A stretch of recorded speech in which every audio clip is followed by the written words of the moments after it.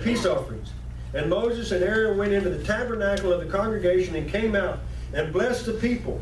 And the glory of the Lord appeared unto all the people. And there came a fire out from before the Lord and consumed upon the altar the burnt offering and the fat, which when all the people saw, they shouted and fell on their faces. How amazing. How amazing. Now think about that. And then think about the time we're in and what we're celebrating today and what we're thinking about today. And all the people saw the glory of the Lord. And they shouted. We're going to go Christmas caroling on Saturday. A chance to go out and tell it on the mountain. Sing about Jesus Christ. Let people know that He's your Savior. Let people know that you're not ashamed of God, and it's not ashamed to announce that Jesus Christ is real and Jesus Christ is alive and Jesus Christ wants to save you. I think about that when I think about all these people when they saw the glory of the Lord, they shouted. Are we shouting today? Are we excited because God gave us a gift? God gave us a way, as they did, for forgiveness of their sin? That they could have a relationship with God, that it could be such a great thing that we recognize what the gift is and what it's doing. You know, that the gift about the socks and the underwear takes on a whole new meaning when you understand the purpose of it. It's to show somebody, I care. I hear what you're saying, and through whatever process it is, I acknowledge and I recognize you're here.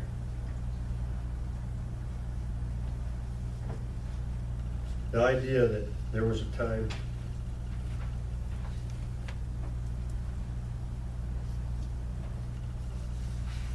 that the worldly view and the worldly idea of giving gifts has turned into what it is now. And I'm so thankful that there's a group of people, there's people all over the world, but the New Legacy Project, those guys are about that. And they're about going out and partnering up with churches all over the country to try to get people to be mindful of giving something to somebody that deserves it and somebody that needs it. Somebody that didn't maybe not realize that they've been given a gift. There could be many veterans out there that need a Bible and need to hear the gospel of Jesus Christ and need to hear that that Jesus still loves them. And through their efforts, that is being communicated. And through our efforts of partnering with them, we're able to do that locally. We're able to do that for the people right here in our community that need to know that. People have asked me, well, how do I contribute to that? If I want to give specifically to that part of what we're doing, how do I do that? You can do that through an offering envelope, or if you want to write a check, through an offering envelope, just make it for missions, or on your check, write it for missions, and that goes directly into that account that supports those kind of things. The Bibles that went to Alaska, the support that we have for the church in Wainwright, for Chad and his church, the support that we send out for Greg and Susie as they travel and they ministry, the support that we have for New Legacy Project, and other missions, local missions that we support, to let the people know right where we live. And Rick was telling me last night, he was so excited that we were going to hand out those Bibles and stuff. He got his phone and he said, Pastor Dennis, he said, come here. He said, we're going to take a video. So we're sitting on the tailgate of my truck in front of Freedom with all that stuff on the tailgate, and he's got a selfie and he's got his phone and he's taking a little selfie video and telling everybody about Golden Harvest Calvary Church and how they're reaching out and how they're helping out and how they're being part of it. And how you guys did all that. It's the church. It's this group of people that said, yeah, we want to be part of that. And now we're going to be part of it. Now we're going to be the ones handing them out. So if you know a veteran, you know somebody that doesn't know that Jesus Christ is their Savior, doesn't know that Jesus Christ loves them, doesn't know that there's a church and there's a group of people that have a heart and that care about people, we'll be able to share that with them. We'll be able to go into places, and we're going to count on you guys to volunteer to go and distribute these. Yeah, I know I can take 2 or 3, or I can take 4 or 5. I know 3 veterans that need one. I know 5, whatever. You guys can distribute those. We're going to get them put together, and as soon as we get them together, we'll let you know. To go out and to share in your community with your people. This is something that these guys and us work together to let them know. The season of giving, and it doesn't need to be just in December. These guys do this all year long. There's always a need, and there's always somebody that needs a very precious gift, a unique gift. Maybe somebody, they've heard about Jesus Christ, and they know about the Lord, and they were brought up in church, and they went in the military, and they probably have been in church since then, and there's quite a few of those. But maybe they just need just a little rekindling. You know what? There's a group of people called God's church. The church that is Jesus Christ's body. We're out here going to let you know that we love you, we care about you. And so does He. He died for you on the cross. See, the gift takes on an entirely different meaning when we're able to use it when we need it. When we need it the most. Somebody sitting somewhere needing to hear that, when it's brought to them, they see Jesus Christ through your word. So be mindful of the things that we do as a body to give a gift to somebody. The gift of going out and caroling. The gift of sharing whatever it is God puts on our heart to share. And again, we feel as though the veteran community is the community that God gave us this year to bless. So we'll be working on that. And we'll be letting you know if there's things you can do. If you want to know what you can do, just come and ask. That Jesus Christ and the love that He had for us would take on the meaning that it was intended for. We've heard about it all our life. We've heard the preaching, we've heard the gospel, we've been to churches, we've been to Sunday school, we've been to concerts, we've been to all kinds of things. But when we begin to use that gift and recognize I can trust God. And He called me to go out and tell it on the mountain. And so as I'm going out and telling people about Jesus Christ, I can trust Him, and the blessing is and the glory is all His. Because just as He provided sacrifice in the book of Leviticus, He provided a sacrifice for us that we would see the glory of God. That was the purpose for it in the first time, and this is the purpose for it this time. That we would see the glory of God working in people's lives. The simple thing that we started some time back about just remembering to tell people, God bless you, I hear it now all over. It's not only us that is speaking it, it has taken on, it has manifested, it has become something that you hear. In restaurants, in Walmart, in grocery stores, Fry's, Safeway, anywhere you might go. I'm so amazed at people. We were at Pet Club yesterday, or Friday, and Stacy's working in there. And when she rings somebody up, she says, God bless you. It's manifesting. It grows. It continues to get bigger if we just continue to convey the message of Jesus Christ, not only at this Christmas time, but year-round. All the things that He's done. Let's go to Hebrews chapter 10. Verses 1 through 10.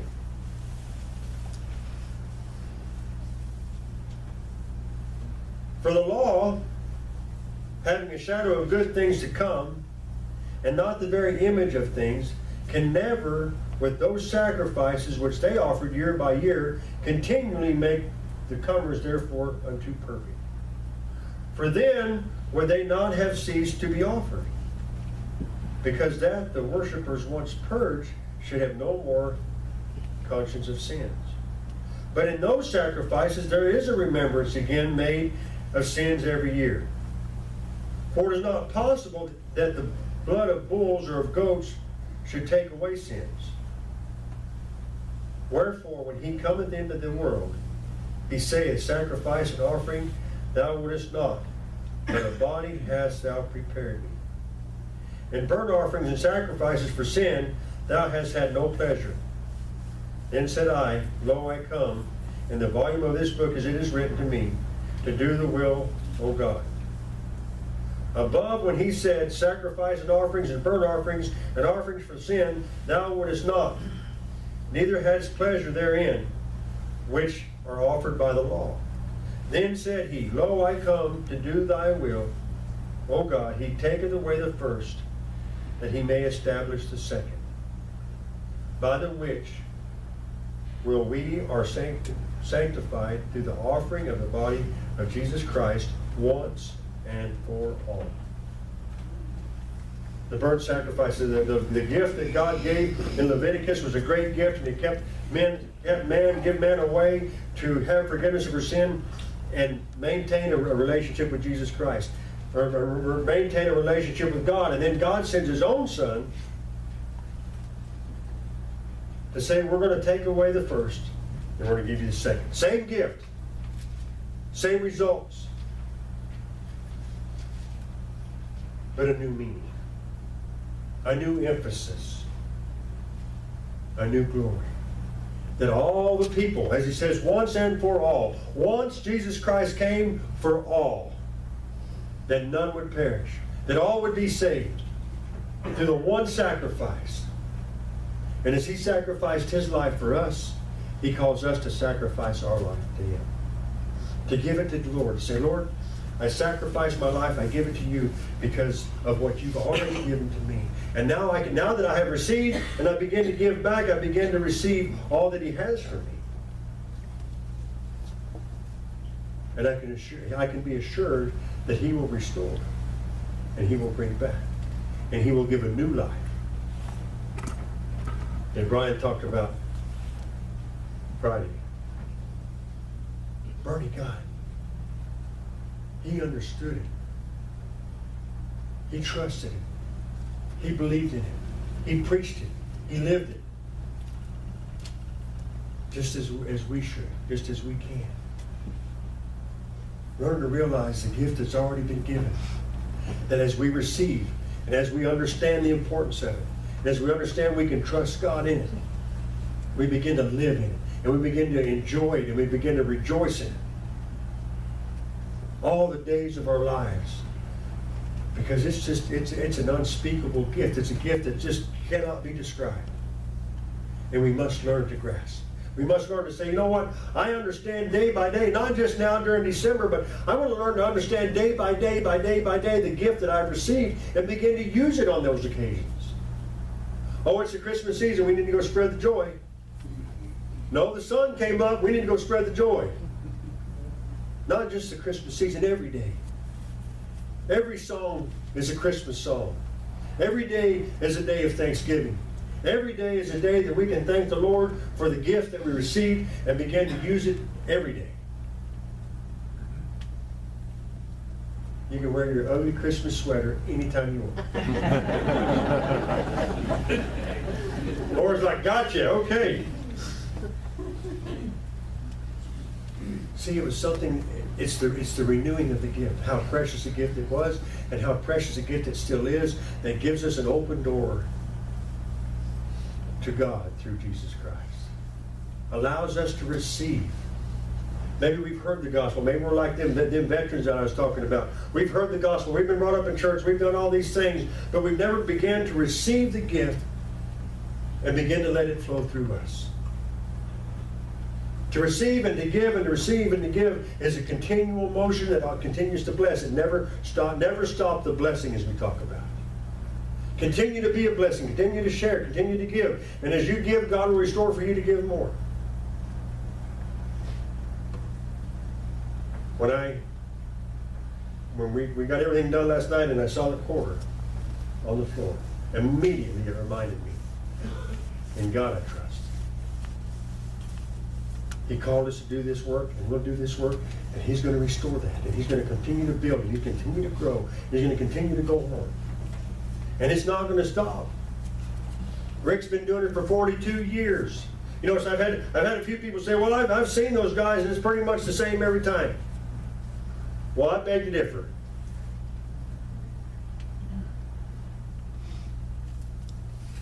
Because they've been doing it for 42 years, 200 to 300 times a year. And it's still going. God is working through those guys. God is working through their ministry. God is doing what God does. Because they love the Lord, and everything they make goes right back into what they do. So, as you think about day by day by day, remember the gift that Jesus Christ gave us, His love, is an everyday gift. It's like a pair of socks. You can put it on anytime. It doesn't have to just be Christmas socks. It doesn't just have to be a Christmas blessing. You can be a blessing of Jesus Christ's love every day of your life. And the more you give, the more He's going to restore. Go to 2 Corinthians chapter 9 and verse 15. Let this small little verse of Scripture just bury into your mind. Thanks be unto God for His unspeakable gift. He's always provided a way for us to have a relationship with Him and for us to be present with Him and to have His presence in our life. And it's a very precious gift. And it's more precious when we begin to receive it and begin to use it. Begin to let it be something. You know, old cowboy, there's nothing more comfortable than an old pair of cowboy boots. You've walked in every kind of mud and every kind of water and every kind of... When I worked at the sale barn, when it rained, them alleys that the cattle run up and down gets run down pretty deep, pretty soft dirt. And it's not just dirt. There's brown dirt and green dirt in there. And when it gets wet, it smells terrible. But that pair of boots that you wear at the livestock auction, that you run up and down them alleys, you had to buy the high tops because the lower ones, your feet would get wet. But after about a year, that's the most comfortable pair of boots you ever worn in your life. Because you'd worn them through everything you could possibly wear a pair of boots through. Your life is the same. As we live our life and we give our life to Christ and we begin to experience and use what He gave us, the gift that He gave us, it becomes the most comfortable thing that there is. Because we have confidence in it. We have an assurance that when it's all said and done, there's even something better than this old comfortable pair of boots. The life that God gave for us, that we could have eternal life through His gift. But we got to learn to use it. You get a gift, you put it in your pocket, and it stays there, it don't do you any good. But you get it and you use it, and you share it, and you give it, and you'll get a new gift.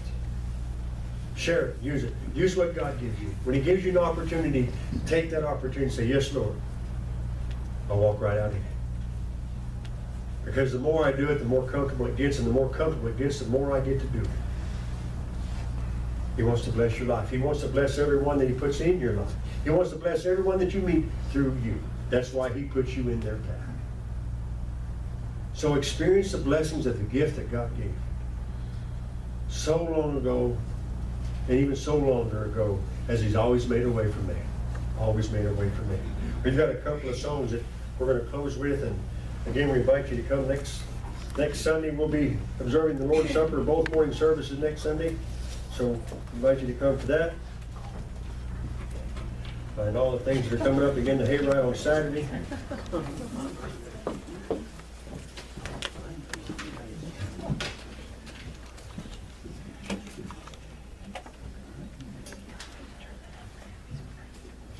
Because of all that He has done, He provides a way for us to come right to the feet of His throne.